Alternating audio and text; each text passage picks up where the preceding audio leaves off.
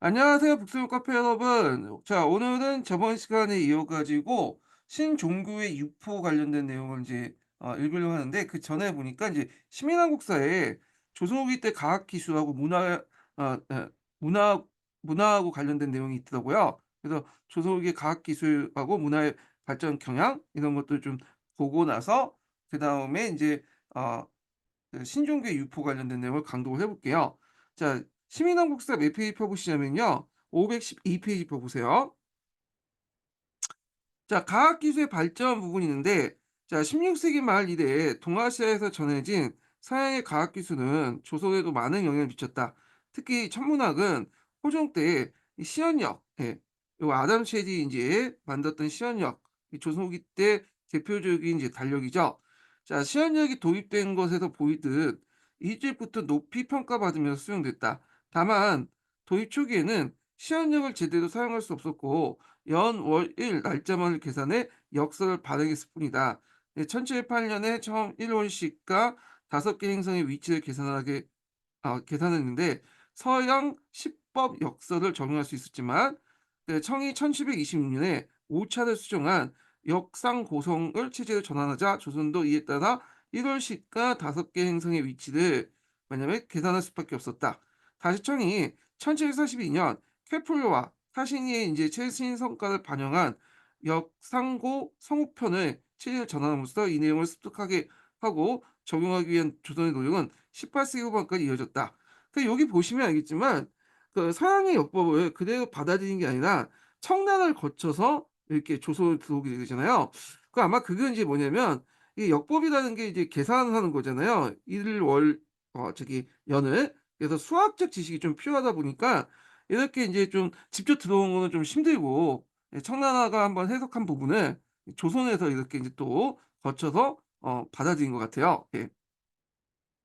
자, 그 결과 정조 때 이뤄 계산법을 완전히 습득해 청에서 보내온 엽서에 적혀 있는 일주일 시각, 을 이제, 와 절기 시각을 그대로 따르지 않을 정도 기술력 보호하게 되었다. 그래서 나름대로 이제 청나라의 이제 역사를 뛰어넘어서 우리 이제 그 경도가 다르죠. 우리나라 위도하고. 그래서 경도와 위도에 맞춰가지고 이제 계산을 했다. 이렇게 보시면 되겠죠.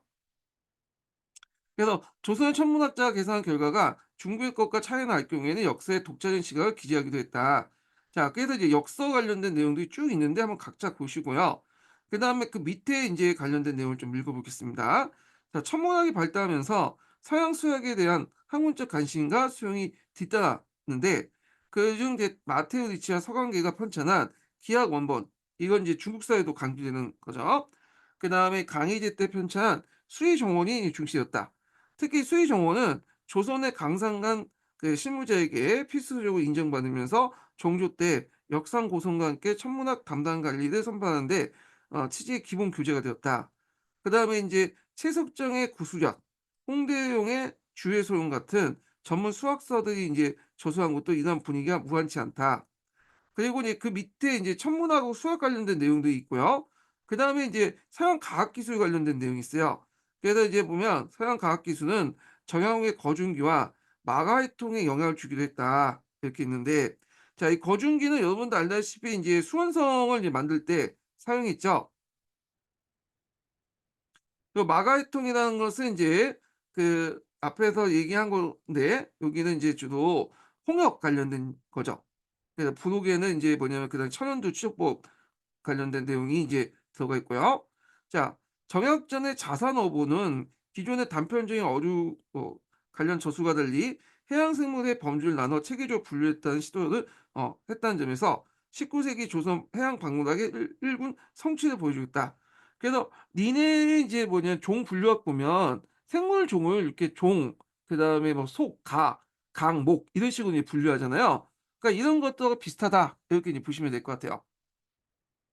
자, 정부의 이제 주도로 서양 과학이 도입되면서 그 안에 담긴 세계관과 담론도 함께 조선에 전해졌다. 특히 중국 진출의 세계관을 구경하기 위해 선교사들이 초기 때부터 강조했던 지구설이 그 당시 이 지구설이라는 건 지구가 이제 둥글다라는 그 설 같아요. 이게 내용을 보니까. 예.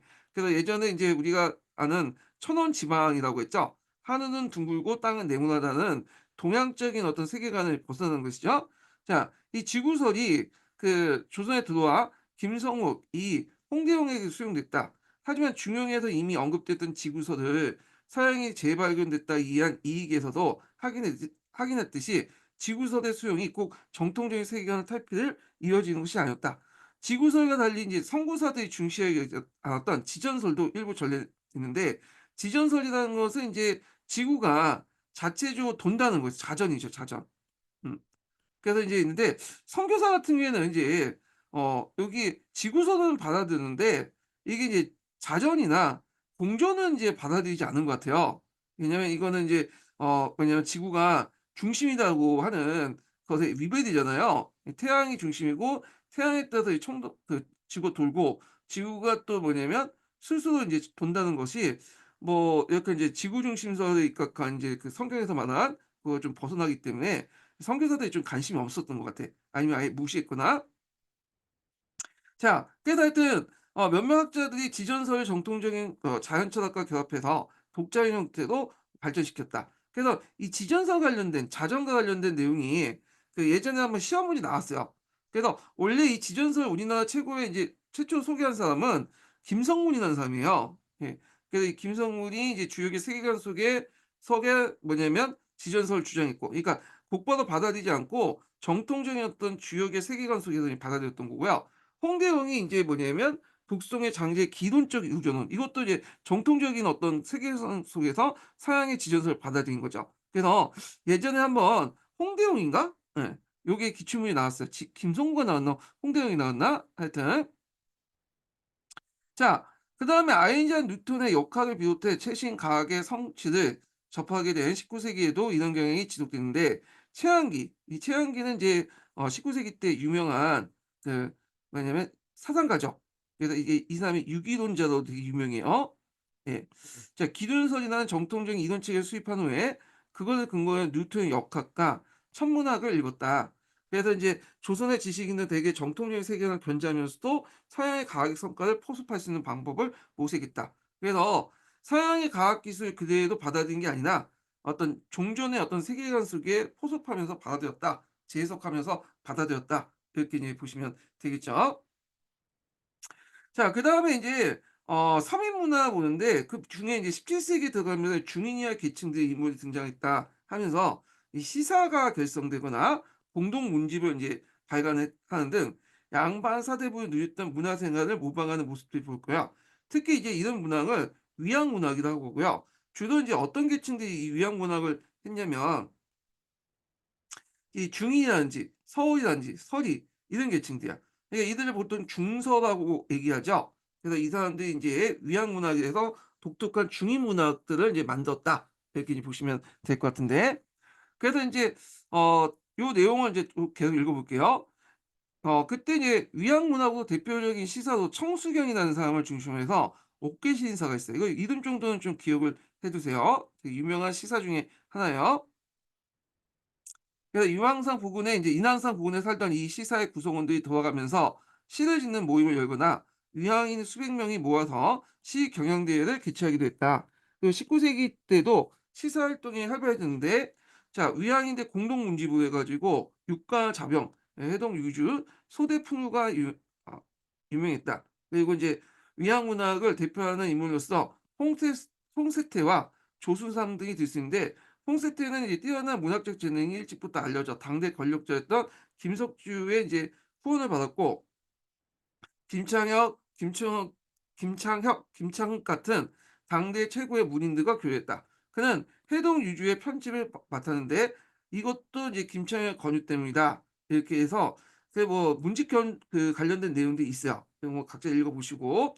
자, 그다음에 쭉 넘어가서 이제 여기 뭐 위양인들에 관련된 내용도 있거든요. 뭐 김천택, 김수작 뭐 이런 사람이 있는데 뭐 이것도 한번 읽어보시고, 그다음에 쭉쭉 넘어가서 서민 문화 관련된 내용에서 인제 보면 뭐 사설시조가 등장했다, 이런 내용도 있고 판소리도 등장했다 뭐 있는데, 뭐 이런 거는 이제 국문학사와 관련됐기 때문에 건너뛸게요. 예.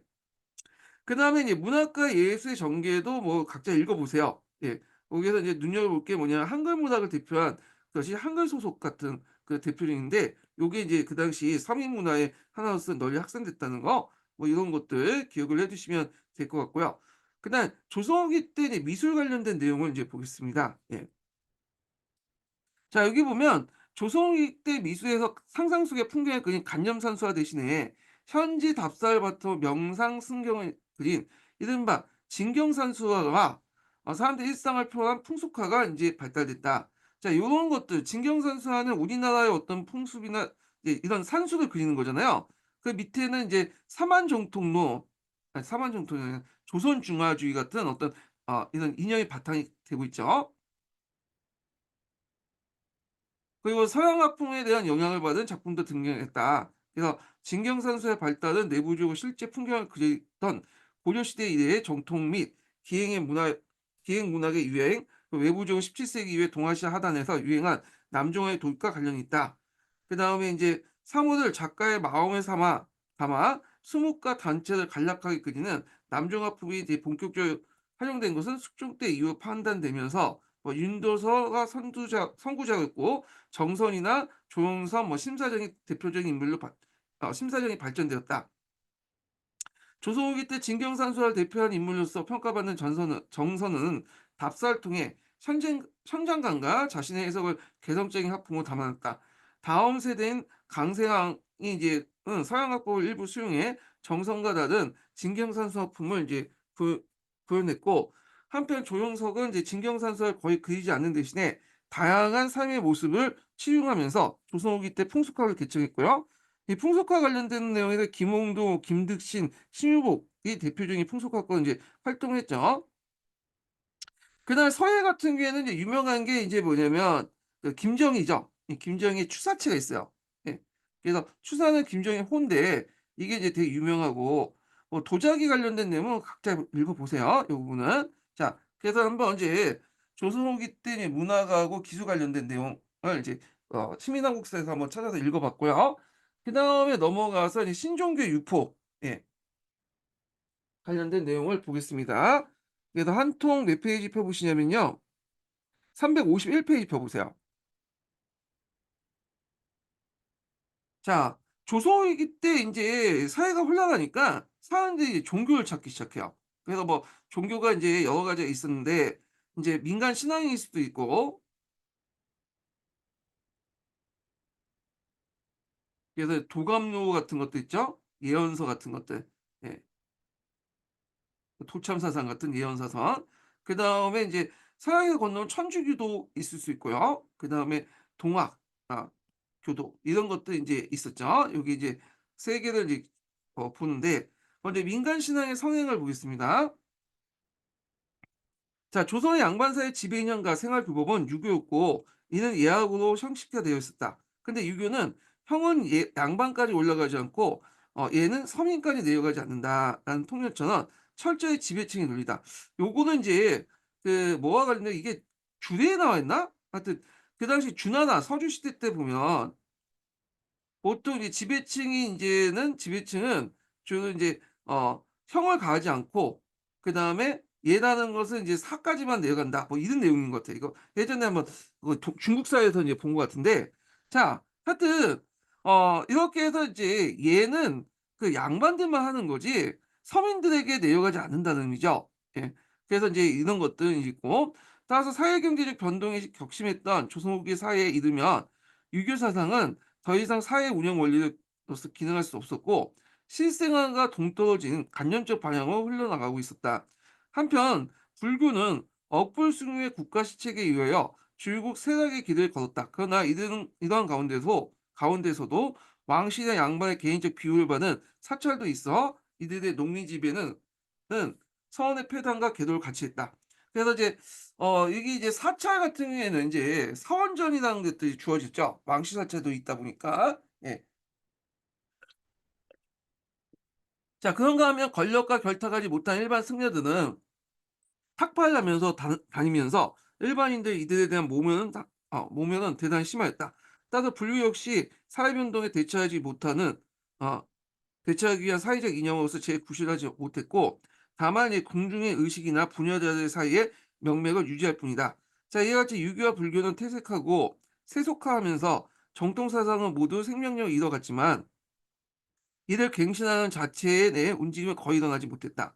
자, 사회가 변동하고 기존의 가치 질서가 무너진 상황에서 비기류나 그나 도참료 같은 그 예언 사상들이 등장했다. 그래서 이제 이는 주로 풍수 도참설에 근거해요. 우리나라 같은 경우에 풍수 사상하고 도참 같은 예언 사상이 결합됐다고 했죠. 그래서 병화나 정화 전쟁을 암시하고 왕조의 멸망을 예언하며 동시에 은신과 피난처까지 예시하는 내용이 있었다. 이때 가장 이제 널리 유행했던 것이 정감록이었죠. 그래서 이 책은 이시 왕조의 멸망과 정시 왕조의 새로운 예언을 하면서 전란 시의 발생 시 피난처인 십승지를 밝힌 책이다.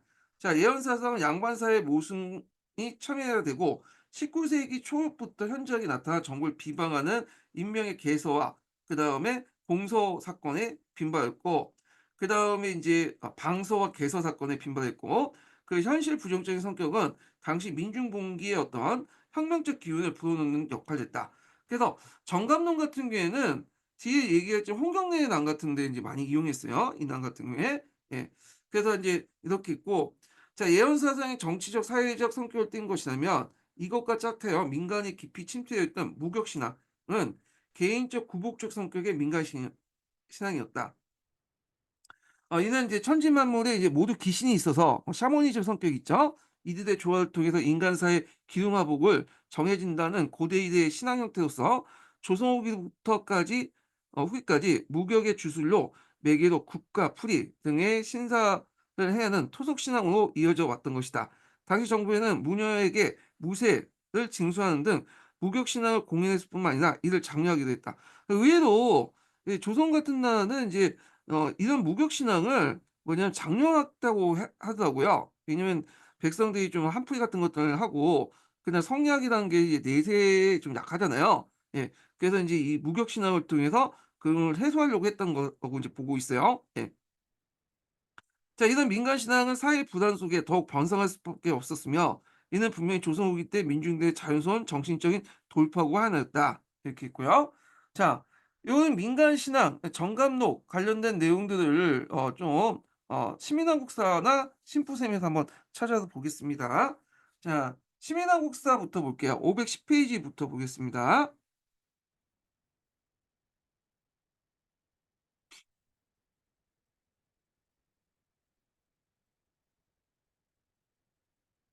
자, 여기 이제 정감록과 민간신앙, 미륵신앙이 있는데, 자, 내용 볼게요. 자, 조선 지배층이 성리학을 통해 세상을 이해하고 삶을 영위했다면, 민중은 체계적인 형이사학이나 명확한 수행을 지니지는 못했지만, 그들 나름대로 비체계적이고 자유로운 사회 속에서 세상을 이해하고 삶을 영위했다. 천주교와 동학도 민중 중심으로 자리 잡았으나, 나름의 체계적인 형이사학과 수행론, 교단 조직을 지니고 있었기에 엄밀히 민중사상과 구별된다. 그래서 이제 진정한 이제 민중사관을 사상을 이제 여기는 비기주의에서 찾았죠. 그래서 조선기 때 유행한 민중사상 중에 비기와 미륵신앙이 대표적으로 볼 수 있는데, 비기라는 건 예언 사상이죠. 그래서 특정 왕조의 운수와 청명에 따라서 결정한다고 여기면서 새 지배자들에 대한 예언을 담고 있다는 이유로 조선 후기 때 엄격히 금지했는데, 그래서 조선 정부는 엄격히 금지했고요. 초창기 때 이 태종 때인가요? 태종 때 고려 시대 때 이 비기류에 대해서 이제 대부분 소각 작업을 하게 돼요. 그래서 이제 그때 뭐 도선비기부터 해 갖고 여러 인제 뭐냐면 비기류들이 없어지게 되죠. 그래서 지금 도선비기가 남아 있지 않죠? 예. 고려서나 고려서 조류에 그 남아 있 몇 자 적어 놓은 거 외에는. 자, 근데 하지만 16 세기 말 정여림이 이를 이용해서 병역을 모색하여 민간에 널리 퍼졌고, 이 과정에서 정씨 진인이 등장해 새로운 세상을 열 것이라는 정시 왕조설이 대두되기 시작했고요. 이 대표적인 책이 이제 정감론이죠. 18 세기 에 이제 정리한 정감론인데, 이 정감론을 읽어보면 뭐 병자호란, 임진왜란부터 다 예언을 했어. 근데 이제 이미 일어난 사건을 후에 이제 이걸 다시 정리한 게 정감론이에요. 그러니까 이미 알았던 거를 이제 예전에 일어난 걸 마치 전에 예언한 것처럼 이렇게 정리한 책이 정감론이다. 이렇게 보시면 될 것 같아요. 자, 그래서 민중의 입장에서 삶이 어렵고 힘들수록 체제 병역적인 이야기를 의지하려는 경향이 짙을 수밖에 없었고, 정부가 엄격히 금지했음에도 불구하고 정감론의 영향력이 커서 정치적 사건에 관련되기도 했다. 그래서 1728년 발생한 무신난에 이 무신난은 이인자의 난을 말하죠. 이인자가 일어날 때 이제 무신난이 일어났기 때문에 무신난이라고 하는데, 그러니까 이인자는 이제 정감록을 이용해서 민심을 자신의 편으로 유도했으며 1785년 하동의 문양해는 이를 이용해서 영물 꾸미다가 발각됐고, 그다음에 이제 1811년 홍경래는 정감록을 활용했고, 1820년 홍경래가 아직 살아 있으며 조선은 곧 멸망할 것이라는 내용을 담긴 개서가 청주성이나 청주목 간화에 걸려 청주목이 서양으로 간등되는 일이 있었다. 그래서 조선시대 때도 뭐 상대적 고려보다는 좀 약하지만 뭐 영모 사건이나 반란 사건에 인제 뭐냐면 연루되면 그 뭐냐면 군연의 지위가 강등되는 경우가 있었거든요. 예. 이게 인제 그 대표적인 요거죠. 자, 그다음에 미륵신앙이 있는데, 이 미륵신앙은 삼국시대부터 계속 인제 뭐냐면 있었던 거죠. 미륵하생신앙, 미륵상생신앙 요렇게 있는데, 이게 상생신앙하고 이제 하생신앙과는 관련된 내용을 제가 예전에 고대에서 강독할 때 좀 얘기를 했어요. 예. 그래서 이제 상생신앙은 미륵보살이 이제 을 신앙의 대상으로 삼아 부지런히 덕을 닦으면 사후에 도솔촌으로 이제 태어나서 미륵보살을 만난다는 얘기다는 거죠. 그래서 어 그 불교에는 수미산이라는 이 뭐냐 이상적인 산이 있죠. 그 수미산 북쪽에 꼭대기에 도솔촌이 있어요. 도솔촌. 이 도솔촌은 이 미륵보살이 이제 주재하는 곳인데, 열심히 돌을 닦으면 뭐냐면 이 도솔촌에서 태어난다고 하는데, 또 이제 기록에 보면 여기 있다가 도솔촌으로 이렇게 등업되는, 그냥 뭐야 후거처럼 올라가는 그런 게 이제 보이죠. 자, 근데 이제 이 상생신앙보다는 하생신앙이 실제로 널리 유포됐죠. 그래서 석가모니가 입적 후 56만 7천만 년이 지나, 요거는 이제 뭐냐면 그냥 상징적인 숫자이기 때문에 의미는 없어요. 물리적 시간이보다는 그냥 상징적인 시간이에요. 그래서 그만큼 오랫동안 시간이 지난 후에 미륵보살이 탄생했는데, 미륵보를 선고할 때 미륵보의 법회에 참석해 깨달음을 얻게 된다는 내용이다. 특히 이제 하생신화는 이제 궁예가 그걸 이제 많이 이용했죠. 하생신화는 신라말 궁예에서 확인하듯이 왕조 말기에 새로운 정치 세력이 이용되기도 했는데, 이는 상생신앙에 몰두했던 지배층과 달리 민중은 되게 하생신앙 쪽으로 경도되는 상상이 보였기 때문이다. 이렇게 있고요. 이거는 우리나라뿐만 아니라 일본도 그렇고 중국도 그렇고 어지러울 때 미륵 하생 신앙이 널리 유포됐어요. 그래서 이제 우리가 알고 있는 이제 뭐 홍건적의 난이라든지 백령도도의 난이라든지 이거 다 미륵불 사상을 이제 봤다고 한 거죠. 자, 조선에서도 미륵 신앙이 화생 신앙을 중심으로 이제 전개되어 정치적 사건과 연루되는 일이 있었다. 대표율과 1688년에 승려 연안 등이 미륵이 했다면서 양주를 중심으로 무리를 모아서 대구를 침입하려다가 발각될 일이 있을 수 있고, 고창 선운사 돌소암에 미륵 마애불 배꼽 속에 든 비가 꺼내지는 날 조선이 망해질 것이라는 찬홍이 유행했다. 정시 진인과 미륵 같은 구원자가 기대면서 체제 변화를 기대하는 모습을 항상 항상적이고 비현실적인 측면이 강했다. 그렇지만 이런 소망은 새로운 세상을 꿈꾸는 민중에게 정신적인 의지처였으며, 체제 변혁에 꿈꾸는 세력에게도 민중을 동원할 수 있는 좋은 수단이 되었다. 이 대표적인 정감록 같은 거를 이제 할 때 민중을 동원할 때 많이 이용했죠. 무신의 난이나 이인자의 난 같은 거나 아니면 홍경래의 난 이런 것들이 동원됐고요. 그다음에 인제 여기 보면 마애불 첨언이 있는데 한번 읽어 보세요 그냥 이거는요. 예. 자, 그래서 인제 이렇게 있고, 그다음에 넘어가서 심부셈에 보면 502 페이지 잠깐 볼게요. 예.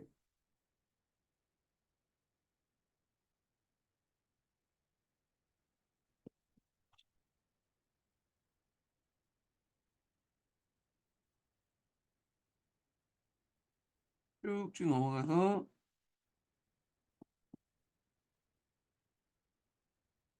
예예.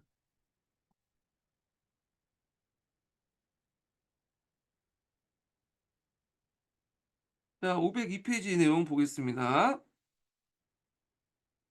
자, 정감로의 육보와 반란의 빈발 이렇게 볼게요. 자, 조선시대의 사대부들에게 유교는 정학이며, 급밖의 학문, 사상과 신학은 사학과 이단으로 배척의 대상이었다. 그자 연마소초 이래 성리학에서 제시되는 인륜을 확립하는 것은 개혁을 목표 삼았다. 또한 이처럼 인륜이 바로 사여진 사회를 조선이 지향할 이상사회 여기고 이를 신앙에서 사학과 이단을 배격하는 데 주력했다. 자, 이단 사학과 이단에는 불교, 도교는 물론 무교도 포함되었다. 이렇게 했죠.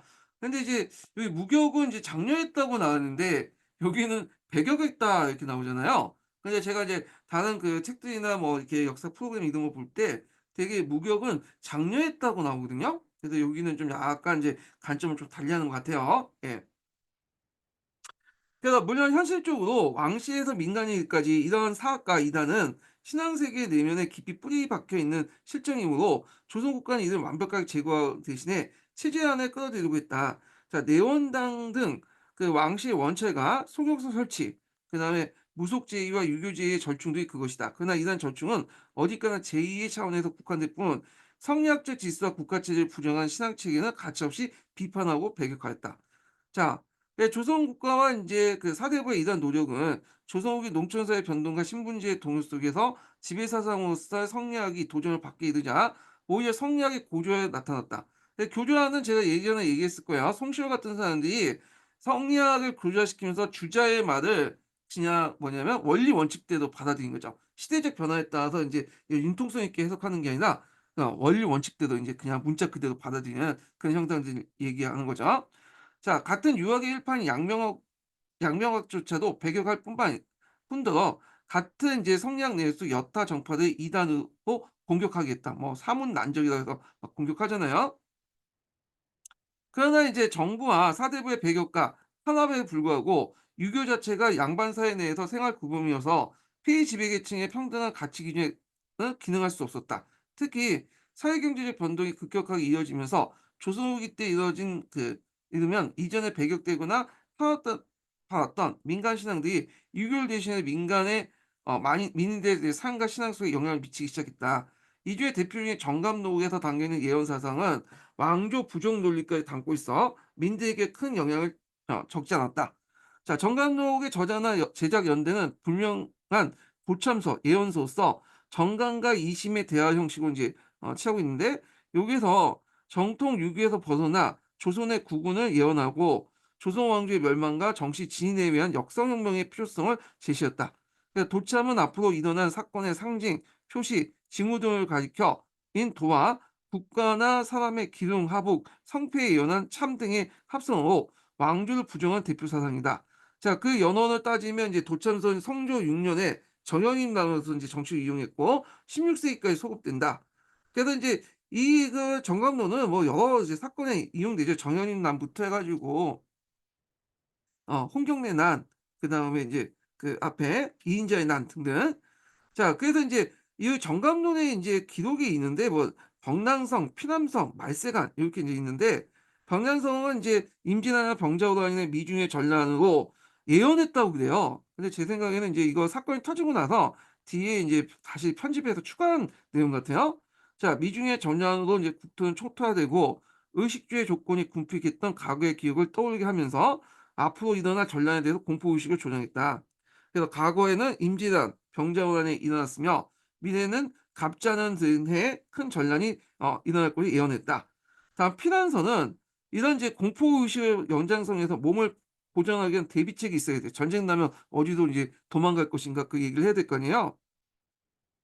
그래야 여기에선 곧 이어 닥쳐온 병난을 예고하면서 이에 대비해서 자신의 보신, 자신의 몸을 지키기 위한 피난처로서 흉기나 예천 등을 비롯한 십승지에 관한 것을 강조했다.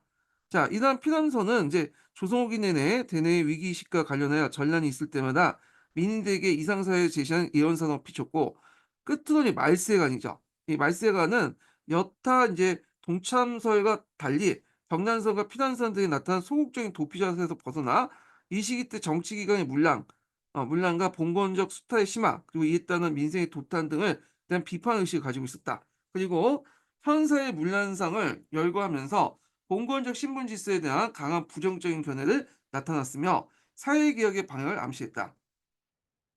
그런데 이제 그 정감록은 현사의 모순의 해결책으로 일반인들의 종교의 말세관과 달리 정진인 추해설이었는데 이건 이제 여러분도 알다시피 이제 이시 왕조가 부정 다 망하고 정시황조가 도래한다는 내용이잖아요. 예. 이 자한적 예. 예. 자, 그 수는 계동산이었다. 자, 이는 현실 부정을 통해 기존 질서를 파괴하는 행동의 근거로서 일반 민의들에게 큰 영향을 끼쳤다. 자, 이후에도 이제 일부 불만이 있는 양반들과 민인들은 정감론에 근거하여 끊임없이 각종 반란을 모의하고 난일켰다. 그래서 이제 18세기 때 각종 독참서들은 정감론으로 귀결되고 전국적으로 보급되었다. 이한 19세기 때 각종 번란의 이상주의 혁명 인용으로 활용되었다. 이런 거죠. 자, 그다음에 이제 미래인 화생신앙 관련된 내용인데, 자, 정감록도 인제 유행했지만 미륵 화생신앙도 그 당시 일반 민인들에게 현실의 민들의 현실 인식을 크게 작용됐는데, 그래서 그냥 일부 사회 운동은 석가의 시대가 끝나고 그 앞으로 인제 새로운 부처 미륵이 인제 세상을 구제한다는 이런 미륵 화생신앙을 바탕으로 반란으로 발전시켰다. 네, 잠깐만요. 아.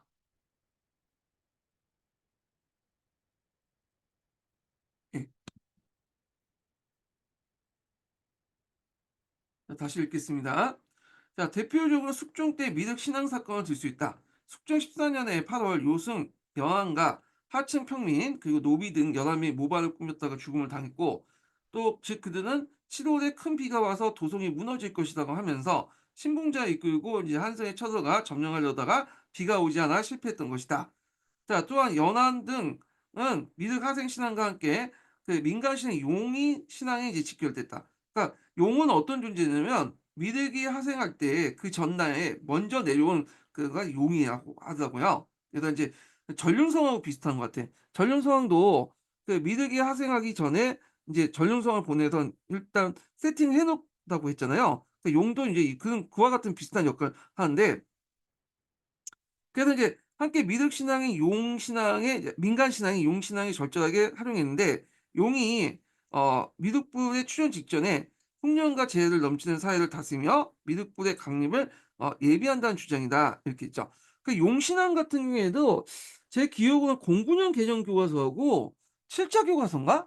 그때 나왔어요. 그다가 15년 개정 교과서에 이제 없어진 걸로 알고 있는데, 자, 하여튼 더구나 연안의 부인이었던 문현 원앙이 용녀 부인이라고 불렸듯이 민간 신앙의 미륵 신앙과 결합시키려 했다. 용 신앙과 미륵 신앙이 결합되기 시작했다. 이렇게 보시면 되겠죠.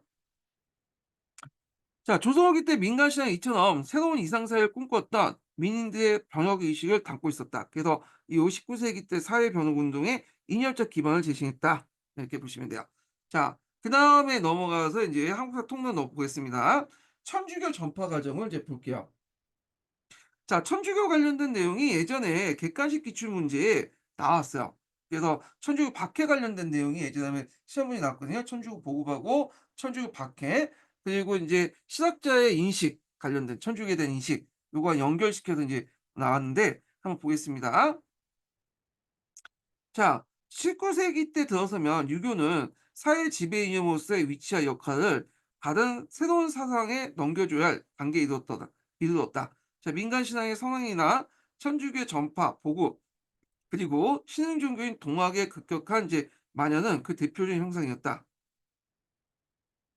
천주교는 16세기 말에 중국에 전래됐고 17세기 때 북경을 왕래한 사신들에 의해서 우리나라에 처음에 소개되었다. 그러니까 우리나라 천주교는 좀 특이하게 뭐냐면 중국이나 뭐 베트남, 일본이나 그 천주교 전파 과정을 보면 외국의 선교사들이 와서 전파시켰죠. 근데 우리나라는 천주교가 외국 선교사가 들어오기 전에 미리 이제 사신을 통해서 서학이라는 이름으로 이제 학문 쪽으로 수용했다가 몇몇 사람들이 이걸 이제 종교 차원에서 믿기 시작해요. 그리고 나중에 선교사들이 들어오게 된 거야. 이게 약간 좀 차이가 있어. 이런 특징이 있죠. 예.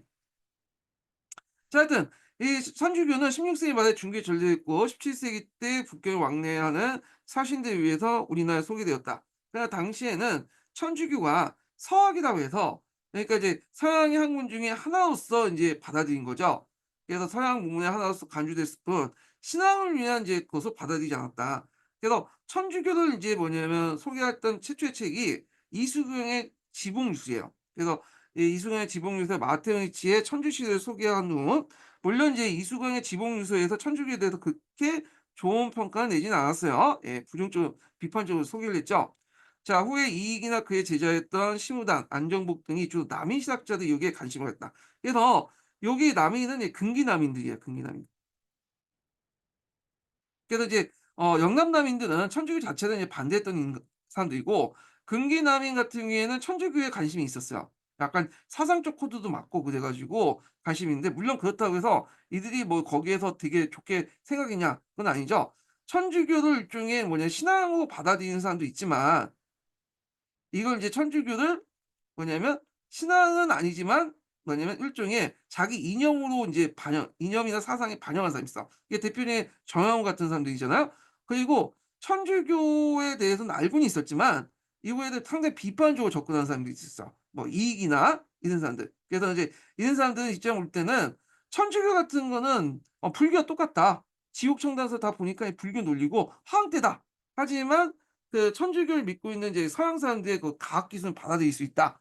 이런 논리야. 그래서 세 가지 형태가 있어요. 천주교를 이제 신앙 차원에서 그냥 받아들인 사람, 아니면 천주교를 받아들이지 않았지만 신앙 차원에서 받아들이지 않았지만 자기의 사상이나 이제 이념 속에 반영한 사람 이렇게 있고, 그리고 천주교를 상당히 비판적인 사람. 다만 이제 이때 서학이라는 의미에서 천주교는 이제 그 당시 서학의 일종이니까 천주교는 싫지만 그 천주교를 믿고 있는 서양인들의 어떤 과학 기술을 받아들이자는 이런 입장. 이게 세 가지 입장이 있다. 이렇게 보시면 될 것 같아요. 예. 자, 잠깐만요.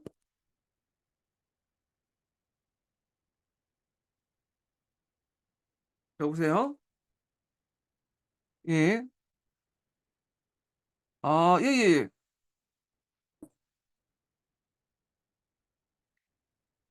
그의 제자였던 신우담이나 네 안정복 등은 주로 남인 신학자들이 여기에 관심을 가졌지만, 이들은 모두 주자학적 견지에 있어서 이들 이야기했기 때문에 비판적 태도를 가질 수밖에 없었다. 특히 인제 그 천주교의 청당 지옥설은 불교의 교리와 같은 걸로 여겨졌고, 따라서 세상을 미혹해 하는 것이라 극렬히 배척당했다. 이렇게 했죠. 그래서 근기 남인이라 해서 다 이걸 받아들이는 게 아니라 예 되게 부정적이고 비판적인 사람도 되게 많았다, 그런 것이죠. 예. 자, 그다음에 인제 학문적 대상이었던 천주교가 종교 신앙으로 수용되기 시작한 건 18 세기 후반의 영조 마렵입니다. 마렵부터였다. 그래서 그때 당시 이제 정치 사회 모순을 해결하고자 고심했던 신학자들은 일부가 천주교 서적을 읽고 신앙 운동에 이제 이르렀다. 자, 이는 천주교가 그 근본에 있어서 유교의 우주관, 사회관과 전면 충돌하여 유교의 일륜이나 가부장적인 가족제도, 신분 계급주의를 배격하면서 조선의 현실을 부정하는 사상을 받아들였기 때문이다. 그래서 인제 이런 신학자 일부, 물론 남인 근기 남인 중에 일부가 이제 그걸 받아들였는데, 자, 요건 얘네들이 이제 종전의 성리학적인 지배 질서가 좀 도저히 안 되니까 새로운 체제가 이제 필요했던 거고, 이 과정에서 인제 천주교를 수용했다. 이거는 이제 학문적인 차원에서 배웠다는 것보다는 신앙적인 차원에서 인제 받아들였다 그런 거죠.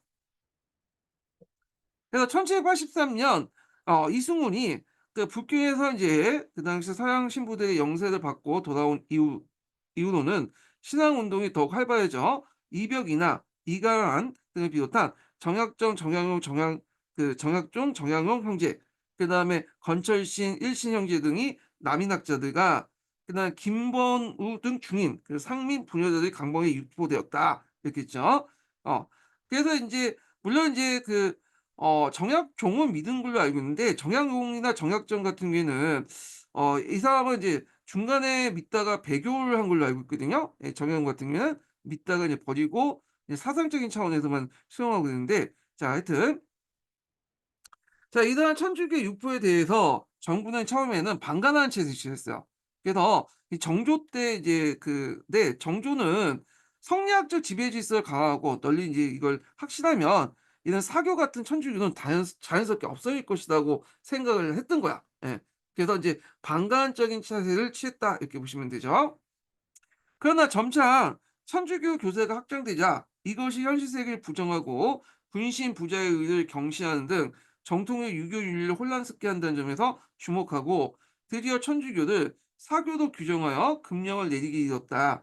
자, 이러한 가운데 이제 전라도에서 진산에서 천주교 신이었던 윤진충이 모상을 당하면서 신주를 불살리고 천주교 의식을 행하는 사건이 발생됐다. 그러니까 이제 이게 일종의 그 우상 숭배로 생각을 한 거죠.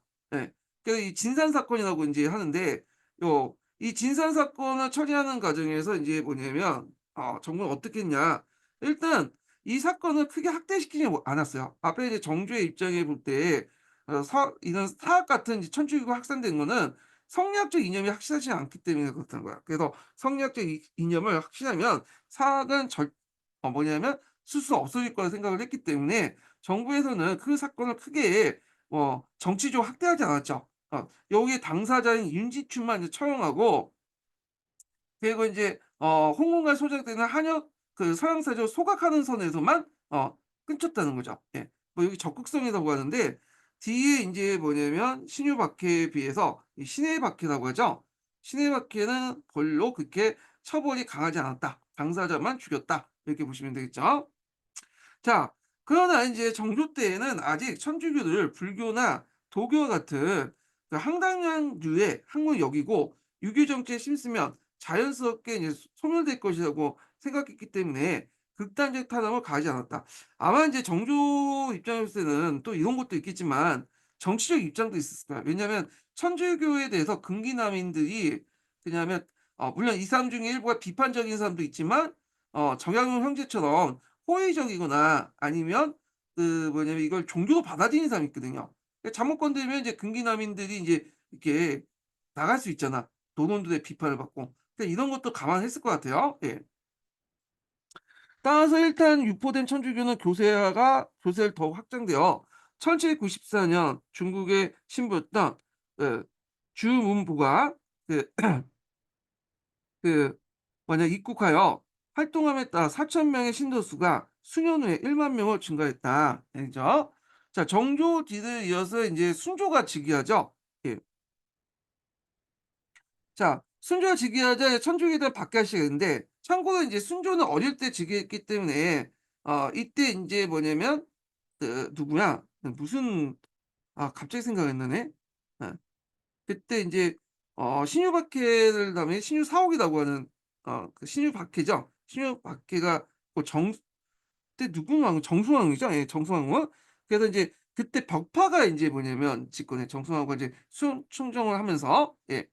자, 하여튼 이때 벽파는 시파는 되게 천주교에 대한 호의적인 데 반해서 벽파는 상당히 천주교에 대해서는 왜냐면 부정적이고 상당히 비판적인 입장을 취했거든요. 그래서 인제 벽파가 순조 초기 때 집권하면서 대규모 인제 뭐냐면 그 천주 박해가 있는데 이게 신유 박해죠. 그래서 신해 박해에 의해서 두 번째 신유 박해가 일어났다. 이때 인제 이승용, 이간환, 정양종 주몽모 같은 300 명의 이제 신도가 처형됐고 정약전과 정약용은 뭐냐면 수많은 사람이 유배를 보냈어요. 이 사람이 천주교 신자로 유시를 받았는데 그 앞에서 얘기했지만 이게 정확하지 않아요. 그래서 나중에 배교를 했는지 하여튼 뭐 그렇게 처음부터 인제 믿지는 않았지만 뭐 학문적으로 그걸 받아들였는지 잘 모르겠지만 하여튼 자, 일단 이제 정약전과 정약 형제가 인제 이렇게 강진이나 흑산도 쪽으로 유배를 했잖아요. 특히 인제 정약용은 인제 거기 가서 열심히 책을 많이 만들어 가지고 오늘날 많은 책을 남겼죠. 자, 그래서 이 신율박해에 관련된 인제 뭐냐면 그 배경이 나와요. 예, 이게 정치적 사건이라는 걸 알 수 있는 게 내부적으로는 정조 때 정권에 그 소외됐던 노동 벽파가 남인 소선 노동의 시파에 대한 정치적 공세의 일환이었다고 본 거고 다음 한편으로는 홍경래당 등 각종 밀란을 표현되는 이 시기에 농민항쟁에 대처하는 하여 공포 정치를 감행하게 한 것이다. 이렇게 했죠. 근데 이게 좀 약간 이상하지 않아요? 홍경래난은 이 신유박해가 이제 몇 년에 일어났어요? 1801 년에 일어났잖아요. 근데 이제 홍경래난 같은 경우에는 그 후에 일어난 난이에요. 그러니까 이제 1811 년에 일어난 거 10년 뒤에 난 난이기 때문에 이게 배경이 될 수가 없죠. 이게 우리가 이제 다 봐도 배경이 될 수가 없어. 타임머신 타 갖고 이제 사진이 아니라 아니 그러니까 타임머신 타 갖고 이제 홍경래 나는 이제 보고 와서 이렇게 했는지 하진 않은 이상 도저히 불가능해. 그래서 이거는 뭐냐면 잘못된 기술이에요. 제가 이제 요거 관련돼서 그 뭐냐면 팩트 체크방에 올려 놨거든요. 잘못됐어요 이거는요. 예. 자, 또 외부적으로 천주교를 앞세운 서양 세력들의 침투에 대해 경계가 비롯된다. 이 천주교가 자기가 탄압받으니까 자주 인제 그 후지만 전후지만 이제 뭐냐면 외국 세력들이 많이 끌어다 어 요청했거든요. 오지 좀 구원해 달라고. 근데 천주교에 대한 인식이 별로 안 좋았어. '천주교는 매국노이다.'라는 인식이 그때 이제 싹트게 됐는데, 자 이게 이제 대표적인 사건이 이제 신도 항사형 이제 백서 사건이죠. 그래서 항사형이 북경에 있는 프랑스인 주교에게 무력을 동원하여 조선에서 신앙과 포교의 자유를 보장받아 달라는 서신을 보냈다가 발각된 항사형 백서 사건이 나와요. 예. 이게 이제 딱 보기엔 종이에 아무것도 쓰여 있지 않지만 뭐 여기에다 뭘 집어넣으면 종이에 글씨가 보인다고 해요. 자 하여튼 이러한 이제 천주교 외세 유존의 반국가적 행위는 그 당시 조선 정부를 더욱 자극시켰고, 그 당시 그 천주교에 대한 박해가 보다 가혹하게 했다. 이렇게 보시면 되고요. 자 그다음에 이 천주교 관련된 내용들을 인제 좀 다른 데에서 이제 좀 보겠습니다. 예. 어디에서 보냐면요. 일단 시민한국사 한번 읽어 볼게요. 시민한국사 507 페이지에 있는 내용 한번 읽어 보겠습니다.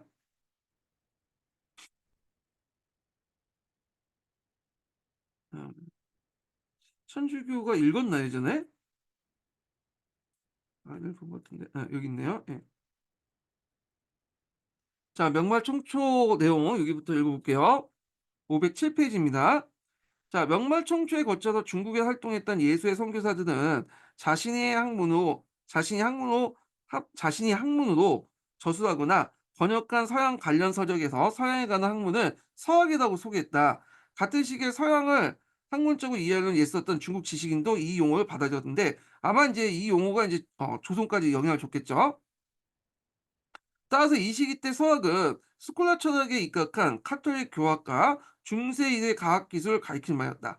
자, 이는 이지조가 편집한 학문서학서 전집이었던 천학조함에서 서학을 2편, 천주교 및 서양의 학술론과 기편, 과학기술을 나눠서 소설 중에서 볼 수 있다. 그러니까 서학이라는 게 원래 종교로해서 받아들이는 게 아니라 이게 이제 일종의 서양의 학문적인 측면에서 받아들이는 거야. 정신적인 부분에서 천주교, 기술적인 측면에서 이제 과학기술 이런 식으로 이제 이해한 거죠. 이에는 선주교, 기는 과학기술, 이게 성리학적인 그 관념하고 연결시켜서 인제 뭐냐면 책을 쓴 것 같아요. 이 이지조라는 사람이. 예. 자 그다음에 이제 조선은 정기적으로 중국에 왕래한 사행을 통해서 이 사절단이죠. 예 그 사신 사절단을 통해서 서학을 접하기 시작했다. 그러니까 1603 년에 이강정이 마테오니치의 공영만국 전도를 도입한 일이나 1631 년에 정두원이 천문 지리학 관련 서적 및 서양 기기를 가지고 입국한 이들이 대표적인 것이다. 조선에서의 서학의 천문학에 관심이 많았는데 조선에선 서학의 천문학에 관심이 많은데 이는 천문학이 지닌 제왕으로서 정치적 속성 때문이다. 왜냐하면 이 천문학은 고대 시대 때 상당히 중요했어요. 하늘의 이치를 보고 그걸 백성들에게 알려주는 것이 천자왕의 역할이에요. 예. 그래서 이건 천문학을 알아야지 자신의 정치적 정당성을 하늘에서 찾을 수 있고, 또 천문학을 알아야지 절기를 정확히 알 수 있어요. 절기는 인제 뭐냐면 어느 날 씨 뿌리고 어느 날 이제 추수하고 그런 것도 인제 어 관련된 내용이거든요. 그러니까 인제 그 당시에는 뭐 이렇게 달력 같은 거 정확하지 못하니까 하늘의 별자를 보고 1년 365일 파악하고 한 달을 파악하고 24 시간을 파악해 갖고 꼭 이걸 계산해서 절기로 해 가지고 어느 시기 때 물을 뿌리고 수확을 하고 어 모내기를 하고 이런 것들을 알아야 되잖아요. 자 그래서 이게 천문학이 그 당시 정치적 목적이나 농사에 필요하기 때문에 상당히 중요한 것들이었다. 이렇게 보시면 되고, 자 그래서 이것 때문에 제왕이다 이렇게 보시면 돼요. 특히 역법은 농사와도 관련돼 있지만 무엇보다 중국과의 정치 외교적 문제가 또 직결됐고요. 그리고 이제 우리나라 같은 경우에는 역법을 중국에서 많이 가져왔죠, 예로부터. 예. 물론 이제 중국이 인제 뭐냐면 천자국이기 때문에 받아들인 것도 있지만 중국의 역법이 우리보다 훨씬 더 뛰어났죠. 예. 이거는 인정해 줘야 돼요. 예. 그래서 이제 특히 수학 같은 것들이나 이런 것들이 중국이 되게 발달됐는데 우리나라는 그 개선을 못 했기 때문에 뭐냐면 중국의 역법을 받아들일 수밖에 없었죠. 예. 자 하여튼 중국에서 시원역을 사용하게 되면서 조선도 따를 수밖에 없었다. 근데 중국에서 이걸 실시하면 중국 역법을 또 따를 수밖에 없는 게, 중국하고 어떤 무역이나 뭐 경제 교류를 하면 달력이 필요하잖아요. 그러니까 그걸 따를 수밖에 없는 거죠. 지금도 우리 국제 무역을 하는데 우리나라 독자적인 달력을 쓰면 제대로 되겠어요, 그게? 안 되겠죠? 예. 자, 그다음에 김육은 선교사들이 주도해서 만든 시언력을 도입하는 데 중요한 역할을 맡았고 1654년에 조선에 시언력을 사용하게 되었다. 그러나 시언력을 완벽하게 이해해서 적용하는 데는 좀 더 많은 시간을 필요했다. 그 뒷부분에 그 관련된 내용이 있죠. 그러니까 청을 왕래하면서 천문학 관련 서적을 구입하거나 흥천관의 관리에게 자문을 구하는 일은 18세기 때 꾸준히 지속됐다. 흥천관은 청나라에서 하늘을 이제 천문학과 관련된 이 관청 이름이에요. 자, 서학 서적이 지속적으로 유입되면서 그러니까 여기는 이제 서학이라는 중에 기술적인 측면, 천문학 관련된 그러니까 관련된 내용이에요. 지금 계속 얘기하고 있는 것이. 그래서 서학 서적이 지속적으로 수입되면서 18세기 후반 조선에는 서학으로 유명해진 인물이 등장했는데 근기남인들, 이벽, 노론의 낭론의 홍대용, 소론의 서명왕, 서호수 같은 사람이 대표적인 며 이외에도 지도에 뛰어난 정졸촌, 정철초, 정우주, 성재와 이간환, 한석 같은 그 꼽을 수 있다. 이들은 최신의 서학 서적을 매개로 활발히 교류하면서 서학 지식을 확산시키는 데 크게 기여했다. 자, 이런 분위기는 18세기 말 근기남인의 일부가 천주교를 받아들이고 그에 대항하는 척산호의 강력히 등장하면서 다소 변화됐지만 이규경이나 처양계 같은 걸 중심으로 19세기 서양 과학 기술에 대한 관심이 계속되었다. 여기는 이제 계속 지금 서학 중에 과학 기술, 기와 관련된 부분들을 얘기하고 있고요. 그러면 이제 서학 중에 또 한 부분이 이제 천주교 관련된 내용이 있잖아요. 요거와 관련된 내용이 그 밑에 인제 쭉 나와 있어요. 예. 근데 그거 읽기 전에 어 이 공룡만국 전도를 좀 볼게요. 예. 이거 인제 중국사 할 때도 제가 인제 좀 얘기했는데 요거 예전에 기출문제 나왔죠. 예, 요 부분이 10 년도 기출문제 나왔어. 예. 그래서 요 내용을 좀 보면요. 자, 마테오 니치는 이지조와 함께 1602년 공룡만국전투를 완성했다.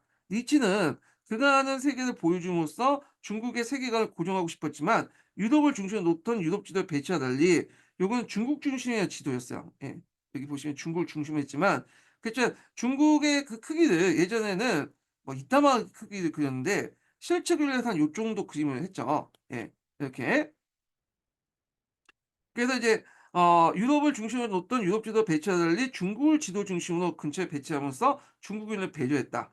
자, 이는 그가 적응주의라는 예수의 정교 방침을 견지했기 때문에 적응주의는 이제 문맥을 보니까 그 지역에 선교할 땐 그 사람들의 어떤 그 지역민들의 어떤 것을 이제 정서나 이런 것들 문화를 배려해라라는 그런 내용인 것 같아요. 그래서 하여튼 그럼에도 불구하고 중국 지식인들 되게 냉담하게 반응하거나 니치의 구도를 정통적 세계에 접합시켜 중국 중심의 지리적 포상을 뒷받침한 차원으로 활용했다. 이건 조선 지식인들도 마찬가지다. 뭐 이게 무슨 말인지 잘 모르겠는데 보통 이제 조선 지식인들은 이걸 보고 '아 중국도 그냥 대지의 한 조각에 불과하구나.' 해 가지고 중국 중심의 어떤 세계관을 깨트리는 데 이용했다고 그랬잖아요. 근데 여기는 뭔가 인제 니치의 구도와 달리 뭐냐면 정통적 세계관을 접목시켜서 중국 중의 지리적 포상을 뒷받침 그러니까 중국 중심의 이제 여기 딱 그러니까 요것만 강조하는 거죠. 중앙에 있다. 그래서 이 조선 지식인도 요것만 봤다라는 거예요. 중앙에 딱 보는 거. 전체적인 구도 속에 중국의 위치라든지 그걸 보지 않고. 그래서 이제 이걸 볼 때 두 가지 경향이 있었던 것 같아요. 예, 조선에서. 하나는 이제 이걸 보고 '아 중국도 한 대지의 한 조각이다.' 해 가지고 중국 중심의 세계관을 탈피하는 데 반해서 '아 지도를 보니까 딱 중국이 중앙에 있잖아. 아 그럼 그렇지.' 하면서 뭐냐면 요것만 이제 보면서 중앙에 있다는 거 보면서 '중국 중심의 세계관을 강화시켰다.' 그렇게 인제 두 가지 흐름을 인제 얘기를 하는 것 같은데 시험 문제는 전자가 나오겠죠, 전자가. 예. 자, 뭐 요렇게 인제 있고요. 그래서 인제 있고 계속 읽어 보겠습니다. 이제 여기는 과학기술 관련된 내용이고 인제 요 부분부터 이제 천주교와 관련된 것이죠. 서학의 한 부분이 천주교잖아요. 여기 인제 서학을 두 가지로 나눈다고 했죠. 여기 보면 하나가 인제 그러니까 이거 어딨어? 음. 서학을 이제 뭐냐면 두 가지로 나누는데 이편하고 기편. 음. 이편 안에 인제 뭐냐 천주교가 들어가 있죠. 기편까지 인제 지금 얘기한 거고요. 자, 그러면 이제 그 천주교 관련된 내용을 좀 보겠습니다. 서학이 수용되는 과정에서 마테우리치가 저수한 천주시 등 천주교 서적도 함께 들어왔으나 조선 지배층은 대개 천주교를 불교와 비슷하게 여기면서 큰 관심을 기울이지 않았다. 앞에서 말했지만 이제 천주시를 이제 소개하는 과정에서도 그냥 뭐냐면 이거 청당 지옥설 보니까 그 불교 교리하고 좀 비슷하다 하면서 비판적으로 이제 받아들인 거죠. 자, 그래서 근기남인 학문적 스승 이익도 마찬가지로 이제 생각했고 그의 제자 중 건철실 호텔 일부가 18세기 말 보유론의 입장에서 천주를 수용하기 시작했다는 건데 이 보유론은 무슨 말인지 모르겠어요. 구체적인 사건이 안 적혀 있어서 이게. 예.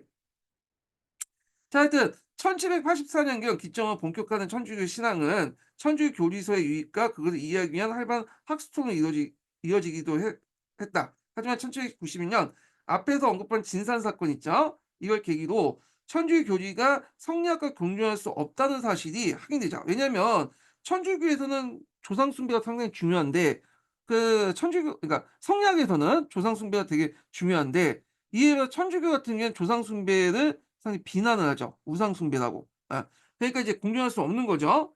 자, 성량을 보완해 줄 수 있으리라 기대해서 천주교를 받아들였던 사대부는 대부분 천주교를 떠났다. 아, 여기에서 이제 요 뒤에 앞부분에 이제 나오네요. 이게 이제 연결시켜서 보시면 보유론이라는 것은 여기에서 이제 해석은 요거와 연결시켜서 보시면 되겠죠.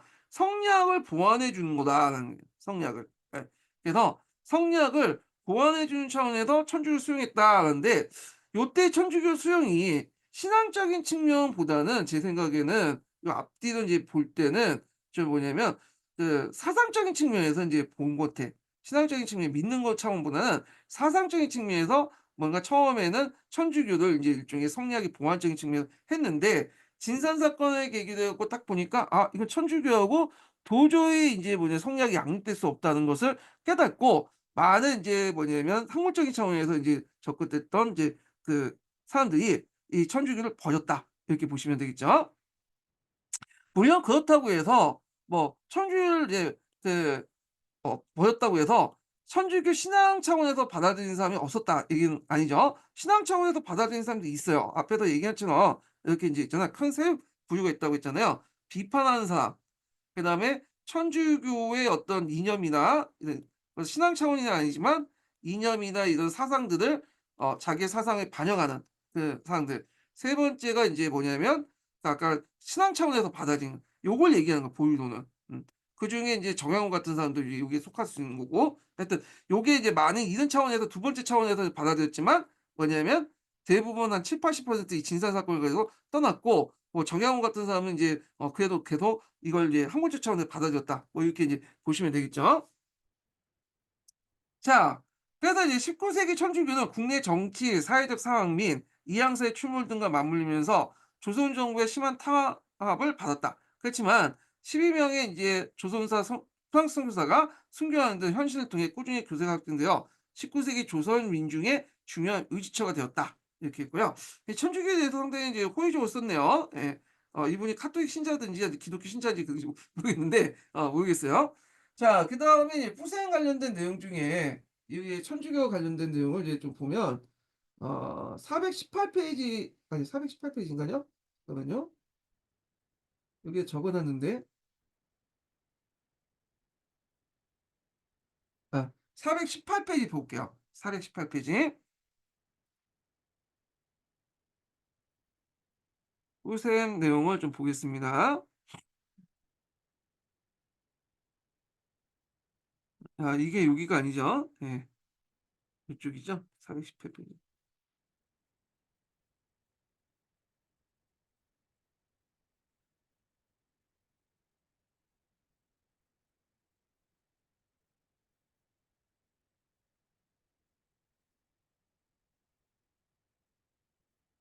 이게 왜 안 보여? 여기 나오네요.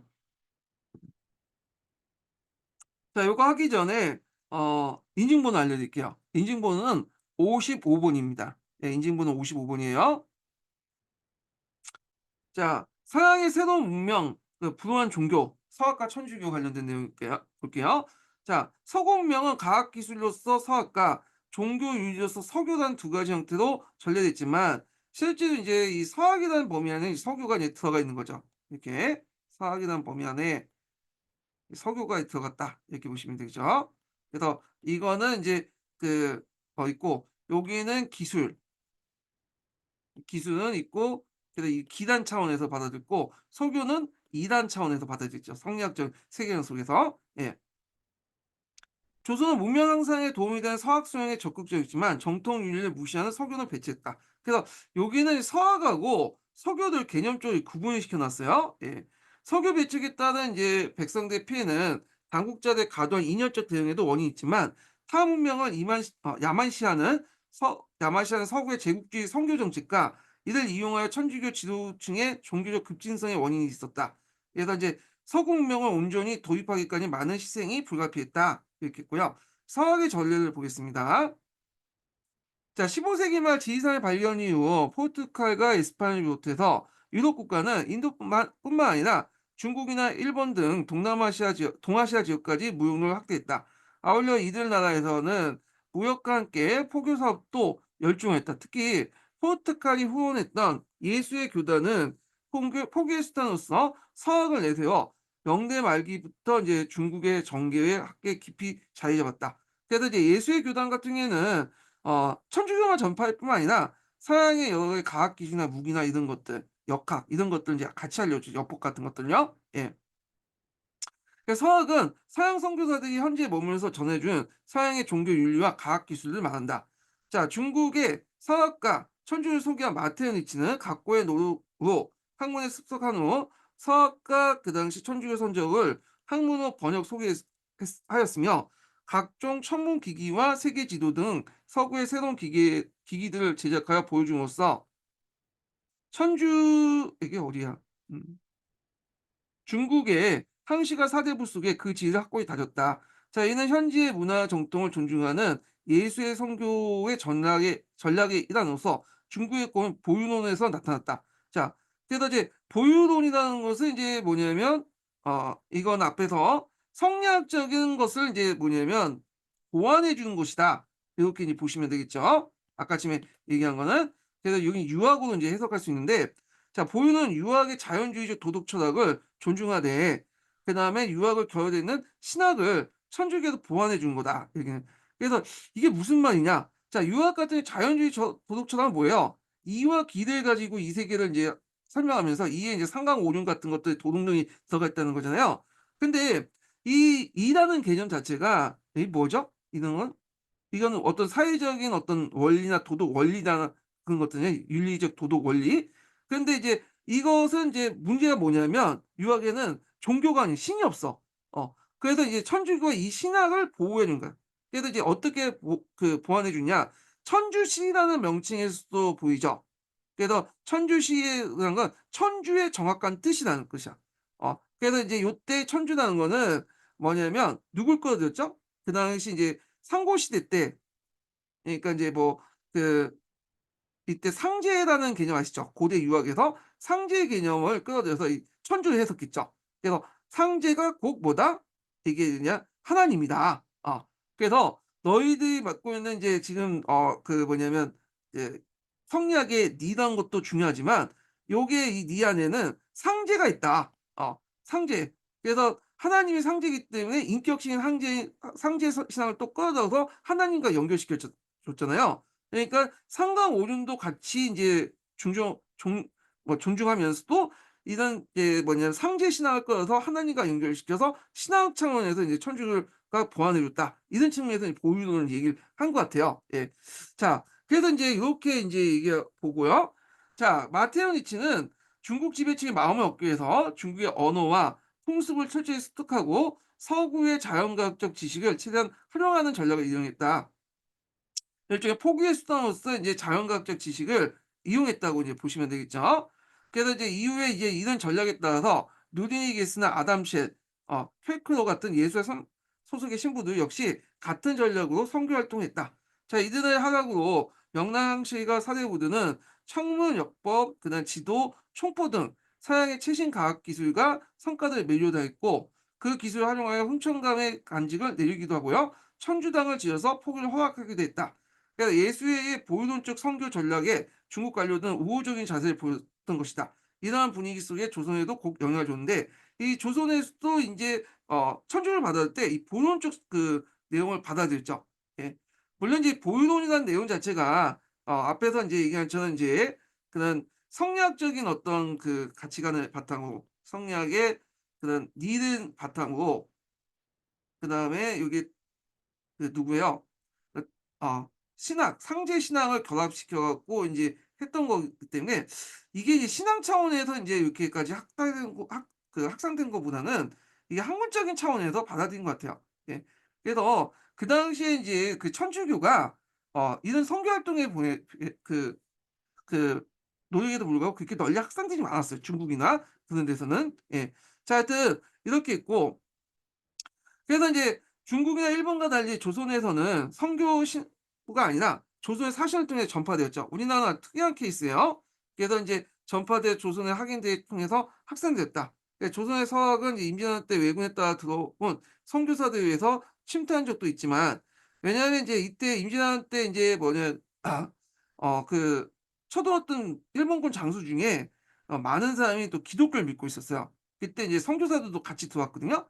그래서 인제 이때 아마 인제 또 조금씩 소개되지 않았는가 이렇게 예측을 이제 추측을 하고 있는 거죠. 그렇지만 이거는 인제 그냥 전쟁기니까 넘어가고, 이게 실제 의미 있는 영향을 끼친 건 명나라 때 드나든 조선 상인들이었다. 조선 사신들에 서 소개된 것이었다. 이렇게 했죠. 그래서 1603 년에 마테오 니치가 만든 세계 지도인 공영만국전도가 수입됐으며, 1631 년에는 명나라 사신에 들었던 정두원이 노두니게스로부터 천리경, 이게 만원경이죠. 자명종 서양학포, 서양학포는 불랑키포나 뭐 그런 걸 얘기해요. 예. 자, 함께 이제 마테르니체 각종 천문서와 집방위기, 그다음에 서양국 풍속기, 홍위포 제포, 홍위포 제본 등 한역 서약서 등이 들어왔다. 또한 청나라에 볼모로 갔던 기국관 소련세제가 아담세가 침을 맺은 후 서양 문을 가지고 귀국한 적이 있었고, 아버지한테 이거 보여줬다가 그냥 인정 열받아 갖고 인제 벼룩을 던져서 그것 때문에 맞아서 죽었다는 그 설이 있어요. 예. 자, 서양 문물이나 한역 서약서 등과 함께 천주교 서적도 유입됐고, 일찍이 이수강은 지복 유술에서 마테르니치의 천주시를 소개했다. 자, 이 상기된 한역 서약서뿐만 아니라 천주시, 칠극, 교론 등 천주교 서적들을 제자들에 소개했다. 근데 이제 이 같은 경우에는 소개는 해 줬는데 천주교에 대해서 그렇게 호의적이지 않았어요. 여기 보시면 그 밑에 있죠. 그는 천주를 실제하는 보는 서학의 교리가 불교처럼 허망하다고 하여 부정적이었지만, 세계에 대한 새로운 지식과 최신과 기술에 대한 그런 호의적이었다. 그래서 천주교, 그 당시 서학은 이제 앞에서 언급한 것처럼 두 가지 있다 했잖아요. 천주교에 대해서는 상당히 부정적이었지만 그들이 믿고 있는 과학 기술은 상당히 호의적이었다. 이렇게 이제 보시면 되겠죠. 그래서 이 서학을 통해서 얻은 천문 지식은 하이의 구분을 얽매인 중국주의 세계를 극복할 수 있는 과학적 세계상을 상을 제공해 줬다. 특히 이제 공연만국전도가 그런 큰 역할을 했다라고 이제 보시면 될 것 같고요. 자, 이익의 서학열은 제자들에 계승되어 성호학파는 조선에서 서학 연구의 중심이 되었고요. 노동 가운데 이이명이 숙종 46년에 사행에서 팩글러를 직접 찾아 문답을 하고 한역 서학서를 구하여 귀국한 건 유명하고, 자, 성호학파뿐만 아니라 중국 사행에 찾았던 노동과 소동의 경화 가문들, 그러니까 이제 요게 그 서울에 살고 있었던 이제 힘이 있는 권력 집안 자식들이라고 보시면 되겠죠. 그래서 이제 자제된 북학파 역시 서학에 많은 관심을 보였다. 그래서 박재기가 조종의 정주에게 올린 개혁론에서는 중국에 있는 서양 선교사 들에 초빙하여 천문학과 이용우색의 기술을 가르치게 하고자 가감하게 제안한 것은 조선 전반기 때 서학의 선진성에 대한 기대를 방영한 것이다. 자, 중국과 마찬가지로 조선 역시 서학에서 호기심이 가득한 시선을 보면서 국가 차원의 기술 발전을 위해서 그 성과를 적극 수용하고자 했던 것이다. 일찍이 인조가 새로운 몸을 가지고 온 정도원의 공로를 치하해서 포상하고자 했던 것이다. 인조 때 후반기에 계속된 노력에 의해 후종 4년에 서양 역법에 의한 시험령이 시행되는 이런 분위기가 반영됐다. 이렇게 했는데, 인조가 이 서양의 어떤 그 기술이나 이런 것들을 적극 받아들였냐? 요거는 여긴 마치 받아들인 것처럼 이렇게 얘기를 하는데, 인조 자신은 좀 거부하는 것도 있다고 이제 기록이 있어요. 예. 앞에서 얘기했던 호명세자 누구야? 소명세 갑자기 기억이 안 나네. 소현세자가 인제 여러 가지 서양 물건을 갖고 올 때 청나라에서 들어왔기 때문에 반감이 생겨 갖고 이제 거부했다는 내용도 있거든요. 예. 뭐 하여튼 뭐 기록에 따라 이제 각각 다른 것 같아요. 자, 그래서 이제 왕실 역시 이제 성악의 성과에 대해서 부정적인 이유가 없었던 것이다. 정조는 성악파의 정통이 이간환을 불려서 서양 역법의 주제로 토론을 했을 뿐만 아니라 수원화성을 효율적으로 축소를 위해서 한역 성악이 서인 기기도서를 내려주어 활용에 독려했고, 그 기기도서에 따라서 이제 만들어진 게 이제 기준기 같은 거준기 같은 것들이죠. 예. 자, 이렇듯 조선의 사신들은 서양의 문물과 한역 서학서를 적극 도입하였다. 여기에서 지리, 과학, 기술 등 서학서와 종교 윤리관계, 천주교 서적들도 함께 들어와서 있었다. 조선의 지식인들은 마테오리치 등을 서양 선비라고 부르거나 때는 돈을 깨달은 사람, 성인들에 비유했던 것 역시 이런 우호적인 인식 때문이다. 자, 조선의 지식층들은 천주교에 대해서 비판적이었지만 서양인들이 이룩한 성과에 매혹되기 때문에 지적 호기심에 충만한 선진 지식인층을 중심으로 서학과 서구를 적극 탐구해보고자 했다. 정약용이 해고했듯이 18세기 중반에 무려 황양 이근의 젊은 학자들 사이에 서학은 일종의 최신 유행처럼 확산되고 있었다. 되겠죠? 자, 그러면 천주교에 이제 관련된 내용을 이제 보겠습니다.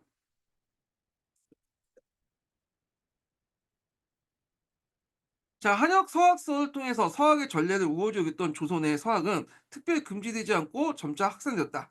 이는 꼭 서교가 천주교의 학살을 의미하기도 했다. 서학의 우호적인 양반 그 지식층들은 그 교리가 유학의 윤리관과 상충되지 않고 도리어 실천성을 보여주는 보유론에 동의했기 때문에 서학 수용에 구애를 할 수 없었다. 앞에서 이제 보유론 관련된 내용이 있죠. 보유론.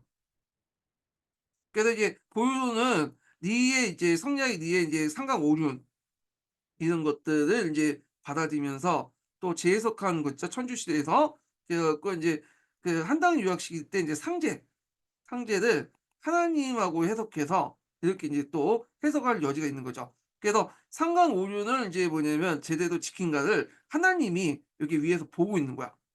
그러니까 이제 사람이 보고 있는 게 아니라 하나님이 관리 감독하는 거니까 항상 이제 상관오륜을 지킬 수밖에 없죠. 예. 그리고 이제 공부할 때도 바른 자세로 공부하고 뭐 이런 것들이 이제 있기 때문에 이렇게 이제 서로 성리학적인 것을 보완해 주는 측면에서 인제 뭐냐면 이 당시 서학을 받아들였는데 주의할 것은 서학을 받아들일 때 이거를 이제 뭐냐면 기독교죠. 기독교를 받을 때 이걸 신앙적인 측면에서 받아들이는 것보다는 여기까지는 가진 않았고 여기에서 보유도는 학문적인 측면을 보완하는 측면에서 받아들였다는 거야. 예. 이걸 신앙으로 이제 받아들인 거는 나중에 그들 중에 일부가 인제 그렇게 인제 받아들인 거고요. 예. 자, 이에 비해 서민층의 분유자의 경우는 남녀를 포함해서 만인평등의 신앙 공동체와 현세 부정의 이상적인 사후 세계인 청당서 같은 천주교 신앙의 경도였다. 그래서 이제 보유도는 이제 서학적인 측면, 그러니까 학문적인 측면인데, 일종의 사상적인 측면인데, 요 서민들이 받아들일 때는 이거는 천국 지도, 그 천국이나 지옥 같은 사후 세계를 믿는 어떤 이제 뭐랄까, 신앙적인 측면에서 받아들였다. 이렇게 보시면 되겠죠. 그래서 천주교 역시 서양 봉건사의 소산이었지만 그 교리는 유교적 예술로 구속되는 현세를 부정하고 영원한 평등의 규제를 약속했던 것이다. 그런 거죠. 자, 양반 남성 지식층을 중심으로 수용된 서학은 중인 이하 서민층과 보녀자에게 천주교 형태로 이제 확산되었다. 그러나 서학공은 천주교 학사에 따라 보유론을 임시 보호막을 이용했던 서학과 순종한 신앙적 실천을 추구하는 천주교는 서로 다른 지향성에 넘을 수 없는 간격의 존재가 분명히 했다. 그래서 이걸 이제 했던 것이 제대 문제죠. 그래서 진산 사건 있죠. 아까 얘기했죠. 진산 사건을 통해서 이제 천주교하고 서학은 그러니까 천주교하고 이제 성리학은 같이 공존할 수 없구나. 그러면서 많은 이제 지배층들이 인제 뭐냐면 그 천주교를 이제 물론 종교는 믿진 않았지만 학문적 차원의 천주교를 갖다 버렸죠. 예. 요런 것도 이제 보시면 될 것 같아요. 그래서 동아시아 유학의 정체성을 담겨 있는 공자 종상의 조상에 대한 쟤를 어떻게 볼 것인가 둘러싼 전례 문제를 둘러싸고 갈등을 불거졌다. 예. 그래서 이제 이거는 우리나라뿐만 아니라 중국도 마찬가지예요. 이 중국도. 예. 자, 하여튼 일찍이 이제 동아시아 천주교 성도들 개척했던 예수회는 보유론에 입각해서 중국의 문화를 이제 뭐냐면 존중하면서 각종 제사 역시 조상의 성현에 관한 추모의 의식과 용인했는데 뒤에 이제 들어온 이제 그 프란체스코파나 도미니카 수도회, 파리 외방 정교회 관 후발 제국주의 국가의 지원을 받은 선교회든 그렇게 생각 안 했죠. 자, 이걸 우상 숭배로 생각한 거야. 그래서 문물 제대와 조상 제사가 우상 숭배이므로 이를 용인하는 예수의 방식은 잘못이라고 교황청에 판결을 요청했고요. 본질상 이는 그리스도의 고리 차원의 문제라기보다는 제국주의적 국가 경쟁 관계에서 선교회사 세대 선교 방식을 둘러싼 대립 문제였다. 자, 이를 둘러싸고 교황청은 예수의 혹은 반예수의 방침을 오가면서 왔다 갔다 하면서 선교사의 편의를 맡겨두었던 것도 이것은 교리상 문제가 아니기 때문이다. 그러니까 이건 뭐냐면 정치적인 논리일 뿐이지 이게 교리상 문제고 이제 뭐냐 이게 문무제나 조상제사가 뭐 우상숭배 아니냐 이런 걸 판단할 수 없다는 거죠. 예. 그렇지만 최종적으로 이제 어떻게 이제 판단했냐면 교황청은 결국에 최종적으로 이걸 우상숭배로 이제 본 거야. 예. 그래서 결국에 교황청은 1742년 하나님은 천주도 하고 천이나 상주에 부르지 말 것. 이게 이제 뭐냐면 천주시대의 논리거든요. 그래서 예수의 이제 마테오 니치가 천주를 뭘로 본 거예요? 상제로 본 거죠. 예전에 그 중국의 상고 시대 때 상제를 본 거고. 그래서 너희들에게 지금 알려주는 천주교는 뭐냐면 새로운 신이 아니라 그 천주는 새로운 신이 아니라 너희들 예전에 믿던 상제다. 그래서 인제 이 천주시를 이런 식으로 해석을 한 거죠. 예. 그래서 천주시에서 하나님을 이런 식으로 해석한 거죠. 그다음 공자에 대한 의례 금지, 그리고 우상 숭배를 목적으로 지은 건물이나 신주를 모시는 행위 금지, 위패에 이제 신이라는 글귀 사용 금지 등을 내용으로 칙령을 최종 선포했다. 자, 이는 전례 문제에 대한 예수의 기존 방침을 정면 부정한 것이다. 그리고 교황청은 중국 성교회 주도권 후발 성교회, 그러니까 예수의 그 다음에 등장했던 얘들 있죠. 프란체스코파나 뭐 도미니크 스토에나 이런 사람들에게 내주었고, 더 나아가 교황은 1773년에 뭐냐면 이거 예수회를 해체하게 되었다. 예수의 해체가 1773년에 해체되는 건지 알았네요. 제가 이게 음 제가 세계사에서 배우지 못했던 걸 한국사에서 배우네. 1773년에 해체됐군요. 예. 자, 그래서 인제 새롭게 중국 선교를 주도하게 된 반예수회 소속 신부들은 중국 문화를 이해하려고 하지 않고 고압적인 태도로 드러났다. 게다가 과학적 지식에 소극적인 방면 신앙적 열중에 충만한 인사들이었다. 그러니까 이제 예수애들은 나름대로 이제 교육 수준이 높고 애들이 인제 포교수다로서 과학적 지식도 같이 알려주니까 인제 그렇게 혹해 가지고 인제 받아들인 거잖아요. 근데 얘네들은 과학적 지식은 잘 모르면서 신앙적 열정만 있는 거야. 그런데 이제 중국의 시각에 보면 중국어와 서양 기술에 능통한 신뢰받았던 신부들이 중국어 한마디도 못하고 중국의 도를 알지도 못한 것만은 소인별 교체를 의미한다. 그러니까 예수의 선교사가 아니라 이렇게 뒤에 이제 들어오는 프란치스코 선교사 이런 것들은 아예 중국어도 못하고 뭐냐면 중국의 어떤 문화도 관심 없는 사람들이 있죠. 예. 자, 이는 서구의 제국주의 팽창이 심화되고 자신감이 상승되면서 서구 문명에 대한 우월감을 노골적으로 표출된 흐름을 반영한 것이다. 그래서 이걸 딱 보니까 이게 중국사에 있는 책보다 더 자세히 설명돼 있어. 예. 자, 하여튼 중국 문명에 대한 자부심이 강했던 강희제 역시 결국에 금고령을 내리고 선교사 출방하는 걸 대응했고 예수의식 선교 방식을 바꾸자 또 서학에 대한 중국 우호 정책을 급변했던 것이다. 예.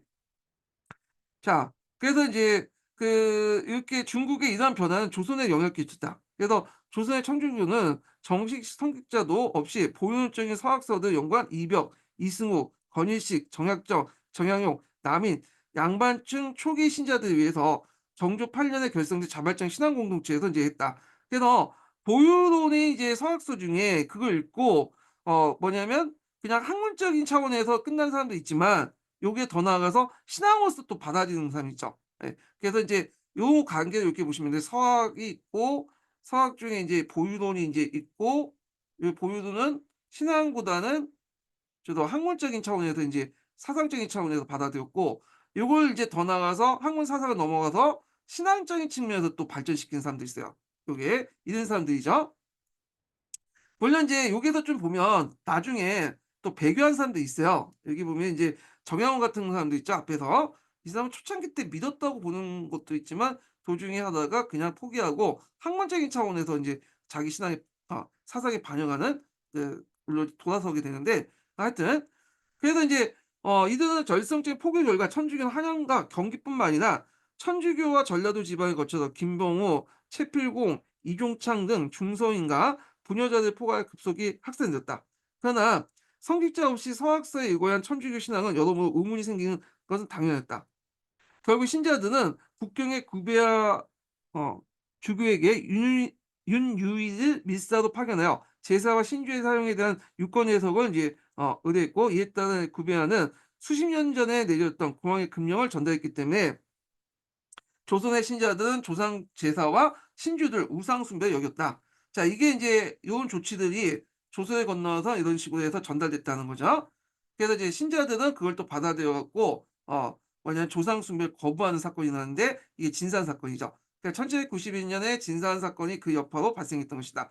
정약용의 이종 사촌으로서 그 영향으로 서학을 수용한 윤지충은 모친의 장례 후에 종영이었던 권상현과 상의하여 제사를 폐지하고 집안의 신주를 불태웠다. 이 일로 남인내 공속파인 홍랑에 의해서 조정이 알려져 정치적 파장을 일으켰고, 서학의 우호적인 체제공계 남인들을 제거할 수단을 향했다. 이게 아마 체제공계 남인들은 근기남인 계통이 있고요. 여기 이쪽에 이렇게 있고, 자, 그래서 이제 윤시충과 권사와 끝내 배교를 거부하다가 대명령의 사술의 금지 조항을 일부에 처형을 당했다. 자, 이 사건은 조선 내의 서학과 천주교의 뭉뚱굴 하나인 것처럼 인식할 수 없음을 알리는 계기가 되었고요. 그동안 모부부군, 그러니까 부모도 없고 군주도 없고, 그러니까 상강오륜의 어떤 것들 윤리도 없다는 교리 비난받았던 천주교는 실제 조선의 인류를 물든 폐륜을 범했고요. 자, 이로 인해서 설정법에 따라 처형돼. 설정법이라는 실정법이죠, 실정법. 이 옳다는 것들, 이 대명령의 사술금지 조항 때문에 그런 건데, 자, 처형되어 금압을 당하게 되었다. 이는 이제 천주교 박해단 차원에서 해석할 수는 없다. 그러니까 천주교 박해단 차원에서만 해석할 수는 없다. 조선 정부는 불교 등은 이단을 억제했지만 그것이 사수에 빠지지 않는 한 금지하지 않았으며, 서학 역시 사회 문제에 야기하지 않는 한 특별한 탄압할 이유가 없었다. 그러니까 서학에서 예전에 예수의 선교사처럼 뭐 문무에 제사를 하고 조상 제사해서 그렇게 상강오륜에 크게 벗어나지 않으면 뭘 믿든 간에 뭐 그걸 공식화시키고 뭐 대대적으로 전파시키려고 하지 않는 이상은 그냥 개인적인 차원에서 그냥 아는 사람끼리 믿는 거는 그냥 타협할 필요가 없었는데 얘네들이 선을 넘었던 거죠. 예. 요렇게 이제 보시면 돼요. 자, 그러나 서구의 정교 정책의 변화에 따라 사달된 조상 제사 금지령은 신앙 차원에서 실천하고자 했던 명문가 사대부의 신주 해산과 제사 폐지가 사회적 파장을 일으키자, 이때 이 진산 사건을 일으켰던 사람들이 근기 남인, 그러니까 사대부 계층들이잖아요. 뭐 일반 신자들, 그저 평민들 했으면 그냥 묻고 넘어갔지만 사대부도 했으니까 이제 문제가 생기는 거예요. 그래서 정부는 강산 유지를 위해서 상강 오륜을 지키기 위해서 사대부 이틀 엄중히 처분했던 것이다. 그래서 천주교에서 제사와 신주를 우상 숭배 금지한 것은 신앙의 자유 차원에서 고론한 문제라기보다는 서구 윤리와 동아시아 윤리의 충돌 문제다.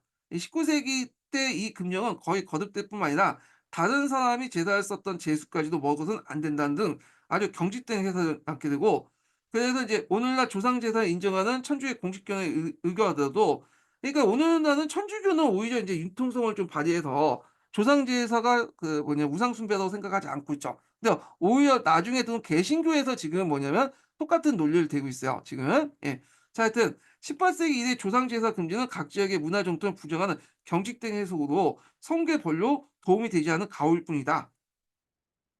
자, 이런 상황에서 이제 정조는 정학이 발견되면 사학은 저절로 종식될 것이라 인식하되 사학 배척보다는 유학 배양을 더 중시했다. 또한 사학의 개수는 엄히 처벌하되 추종자에 대해서는 그 사람이 올바른 사람을 만들고 그 책을 태우다 할 듯이 엄한 처벌과 고하를 병행했다. 그러니까 배교를 하면 이제 뭐냐면 처벌을 면해준다. 뭐 이런 내용 같아요.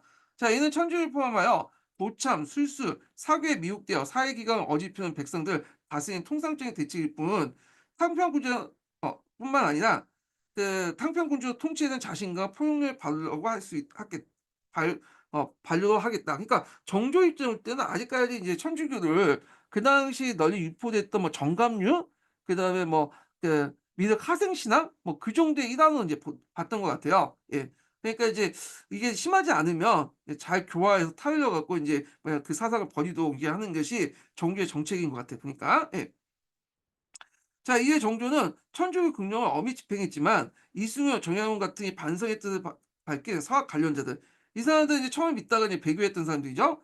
가볍게 이제 처벌한 후에 계속 등용하면서 반성 여부를 시험하였다. 이들 계기로 양반층 가운데 다수가 천주교 신앙을 멀리하게 됐고 보유론자들이 주도했던 서학 수욕은 하층 사대부와 중인 이하 서민층의 천주교 신앙 운동으로 변화되겠다.